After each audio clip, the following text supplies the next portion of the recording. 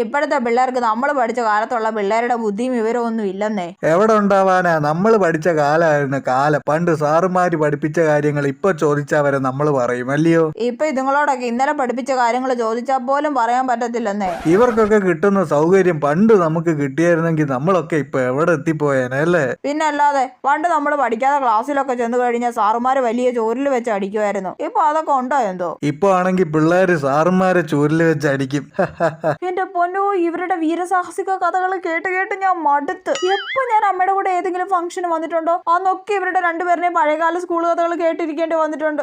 എന്ത് ചെയ്യാനാണോ എന്തോ. ആണെന്നേ, അതെ അതെ. അമ്മ വീരസാഹസിക കഥകൾ പറഞ്ഞു കഴിഞ്ഞെങ്കിൽ വാ നമുക്ക് തിരിച്ച് വീട്ടിലോട്ട് പോവാം. മോളെന്താ പറയുന്നേ? അത് അവക്ക് ഓൺലൈൻ ക്ലാസ് ഉണ്ടെന്ന്. ഓ, ഇപ്പോഴത്തെ പിള്ളേർക്ക് ഒരു ഓൺലൈൻ ക്ലാസ് ഉണ്ട്. അതൊക്കെ നമ്മൾ പഠിക്കുമ്പോ പുഴ നീന്തി വരെ ഞങ്ങൾ സ്കൂളിൽ പോയിട്ടുണ്ട്. ചേടാ, ഈ കഥകളൊന്നും ഇപ്പോഴേ തീരൂല്ലെന്നാ തോന്നുന്നേ.